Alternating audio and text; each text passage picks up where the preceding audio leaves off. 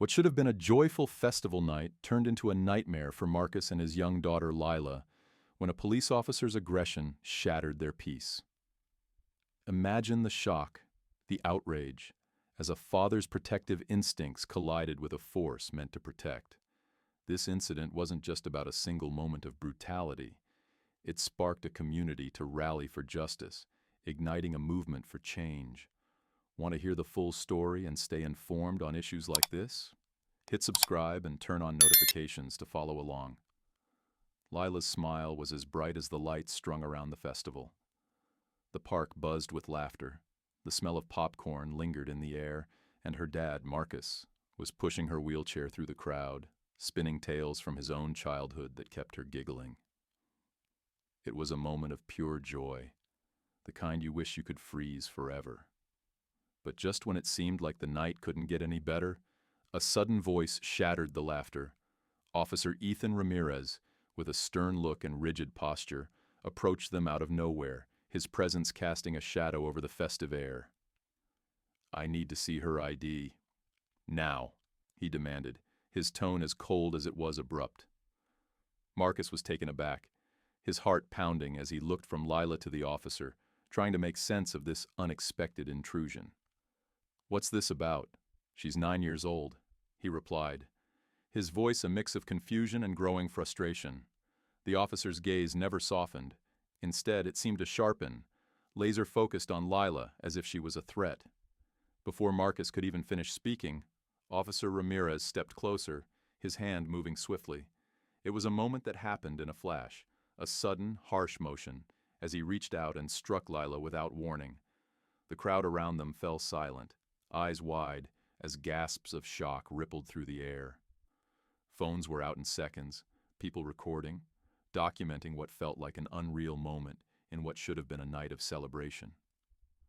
Lila's face showed a mixture of confusion, pain, and a dawning realization that something terribly wrong had just occurred.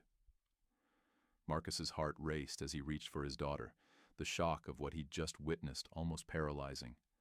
But as he looked around and saw people capturing the moment on their phones, their expressions a mirror of his own disbelief and anger, he felt something stir inside him, a resolve he'd never known before.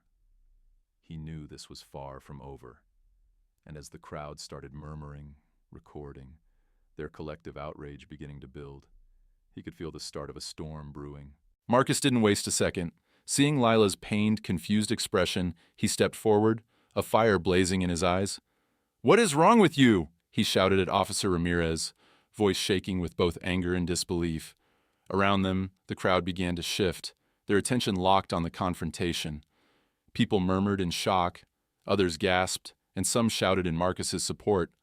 Phones stayed up, fingers poised to capture every word, every second of this unfolding tension. For the first time, Officer Ramirez's composure faltered, realizing that this wasn't going unnoticed. But the officer's hand didn't leave his holster as he narrowed his gaze, refusing to step back, his face defiant in the face of the growing outrage. The crowd continued to rally around Marcus and Lila, their outrage simmering just beneath the surface. Voices started to rise in unison, shouting things like, "Leave her alone!" and "That's a child!" The shared disbelief quickly turned into collective anger as they took in the sight of a father protecting his vulnerable daughter against an act of blatant aggression. Some people even moved in closer, positioning themselves between Marcus and the officer, their presence speaking volumes without a word. In that moment, Marcus realized he wasn't standing alone. The community was with him, and they were ready to hold Officer Ramirez accountable, no matter how intimidating his uniform appeared. In seconds, social media lit up with live videos and posts about the incident. People were tagging news outlets, sharing the story, and calling for justice. It was like watching a wildfire spread. Every video, every hashtag was amplifying the cries for accountability, sparking discussions on every platform. Marcus's heart beat wildly, a mix of adrenaline and fury, but as he held onto Lila's hand, he could feel the strength of everyone around him fueling his resolve. This wasn't just about defending his daughter anymore. It was about sending a message that no one, not even an officer, had the right to harm an innocent child. The incident was no longer just a moment. It had become a movement, and Marcus knew this was only the beginning. The incident ignited a spark that reached far beyond the small town's borders, sparking conversations on police conduct and systemic issues across the country. Marcus, previously a quiet and dedicated firefighter, found himself thrust into a new role, a vocal advocate determined to secure justice for his daughter. As he spoke to reporters, community leaders, and activists, his voice carried a weight it hadn't before, resonating with those who'd experienced similar moments of injustice. "I will not let this go unanswered," he declared to a crowd outside the police station, his tone unwavering. By now, the story of Lila's assault had become a rallying cry, a symbol of the unchecked power some officers held and the urgent need for reform. The protests gained momentum, with people from all walks of life coming together, marching in solidarity with Marcus and Lila. Signs were raised, bearing words like "Justice for Lila" and "Protect our children," as chants filled the air, echoing through the streets. Even those who'd never met Marcus or his daughter felt a deep connection to their struggle, seeing in them a reflection of countless families affected by similar abuses of power. Marcus, standing among the crowd, felt a surge of gratitude mixed with a fierce determination. It was no longer just his battle. It had become the community's, and even strangers were now rallying for his little girl's right to feel safe. Social media continued to fuel the fire, with people across the country sharing their own stories and demanding change. Influencers, celebrities, and activists joined the chorus, using their platforms to amplify Marcus's message. Legal advocates stepped forward, offering their services, while petitions calling for Officer Ramirez's suspension and a full investigation began to circulate. For Marcus, each new signature, each shared post, felt like a step closer to justice. As he looked down at Lila, who was beginning to understand the weight of what had happened, he promised her, "We're going to make things right." And with the community standing beside them, it was clear that this was just the beginning of a much larger fight for accountability and change. The courtroom was packed the day Officer Ramirez's trial began, filled with familiar faces from the neighborhood, all there to support Marcus and Lila. Witness after witness took the stand, each recounting the events of that night, their voices unwavering as they described the aggression they had witnessed. "It was unprovoked," one person declared, emphasizing the horror of seeing an officer strike a young girl in a wheelchair. As each testimony unfolded, a powerful narrative emerged, not just about a single incident, but about a pattern of behavior, about the trust broken between the community and those sworn to protect it. Marcus watched, feeling the weight of their words, his resolve stronger than ever as he looked over at Lila, who watched with wide eyes, absorbing every word. Marcus's own testimony was filled with quiet intensity as he recounted that night, his voice steady but laced with pain. "My daughter should have felt safe that evening," he told the court, his gaze fixed on the judge. He spoke of how he'd felt helpless, angry, but also profoundly disappointed, betrayed by someone meant to serve the community. The crowd in the courtroom murmured in agreement, nodding along, and Marcus could feel their support like an anchor, steadying him in the face of his most challenging moment yet. As he finished, he glanced back at Lila, hoping she felt his determination, his unyielding commitment to make sure she understood her worth and her right to feel safe. Finally, the verdict was announced. Officer Ramirez was found guilty on all charges. The room erupted in relief and satisfaction, a tangible sense of justice filling the air. The community, Marcus, and even Lila herself felt a profound sense of victory, knowing they had held someone accountable for their actions, setting a precedent for change. As Marcus embraced Lila, he whispered, "We did it, kiddo." But as he looked around at the faces of those who had stood by them, he knew that this victory was about more than one trial. It was about a community coming together to protect one of their own, a step toward ensuring no other child would experience what Lila had. The courtroom victory marked just the beginning of a deeper transformation. Following the case, the police department faced public demand for accountability, leading them to initiate reforms that the community had long awaited. Training sessions on racial sensitivity, child protection, and protocols for engaging with vulnerable individuals were implemented across the board. Officers began to see mandatory workshops on empathy and de-escalation, with Lila's case standing as a reminder of why these changes were necessary. The community felt a newfound sense of hope, knowing that Marcus's persistence had brought about these long overdue reforms, sparking a ripple effect that promised to prevent similar incidents in the future. Inspired by her father's strength, Lila found herself growing into her own advocate, eager to share her experience and spread a message of resilience.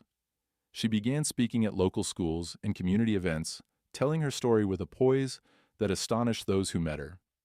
"It's not about what happened to me," she would say, her voice calm and sure. "It's about making sure it doesn't happen to anyone else." Her words held a wisdom beyond her years, and soon people were referring to her as a symbol of courage and determination. Marcus watched his daughter with pride, marveling at how she had turned a painful experience into a mission, inspiring other young people to speak out against injustice. As the reforms took root, the town began to change, becoming a model for other communities grappling with similar issues. News outlets ran stories on Lila and Marcus, praising them for their role in bringing about such impactful change. People from neighboring areas came to hear Lila speak. Moved by the bravery she displayed at such a young age, Marcus knew the journey they had taken would forever shape who they were, but more importantly, it had planted seeds of hope and accountability within the community. Together, father and daughter had faced a darkness they hadn't chosen, but in doing so, they had ignited a light. A lasting reminder that standing up for what's right could change more than just one life. Months after the incident, Marcus and Lila returned to the park where it all began, a place now etched with memories that were both painful and transformative. The area felt different, perhaps because of the small memorial plaque that had been erected near the entrance, honoring Lila's courage and marking that night as a pivotal moment for the entire town. The plaque read, "In honor of Lila, a reminder of bravery, resilience, and the strength of a community united." It was a simple message, but it held a weight that anyone who walked by couldn't ignore. As Marcus wheeled Lila down the familiar path, they both shared a moment of quiet reflection, feeling the support and unity that had emerged from their struggle. For Marcus, the park now represented a blend of bitter and sweet memories. He thought about how a single incident had not only changed his life, but also impacted so many others in the community. "You know, kiddo," he said to Lila, smiling softly, "this place isn't just about what happened. It's about what we made of it." Lila looked up at him, her eyes filled with that spark he'd come to recognize, one of quiet strength, born from overcoming hardship. They both knew this wasn't an end, but a new chapter, one where their voices could inspire others facing similar battles, a reminder of the power of resilience and the strength that comes from standing together. As they sat on a nearby bench, watching the park fill with people laughing and children playing, they felt a deep sense of peace. The community had rallied around them, and what had started as a moment of anger and fear had evolved into a legacy of hope. In the months since, their story had inspired others to take action, to speak out against injustice, and to protect those who couldn't protect themselves. Marcus looked at Lila with pride, grateful for the journey they'd walked together. And as they enjoyed the serenity of the park, both father and daughter knew they'd continue to fight for a world where children like Lila could feel safe, respected, and valued. Because after all, some battles, once fought, only grow stronger with time. Conclusion. Stories like Marcus and Lila's remind us that standing up against injustice isn't easy, but it's powerful. They took a personal tragedy and turned it into a force for change, inspiring countless others to speak up and demand accountability. But here's the question. What would you do if faced with such a situation? Would you have the courage to stand up even when the odds seem stacked against you? Let's reflect on how each of us can support movements for justice and ensure voices like Lila's are heard. If you found their journey inspiring, let us know in the comments below. And for more stories that dig deep into issues that matter, don't forget to subscribe and hit the notification bell. You'll want to be here for what's next.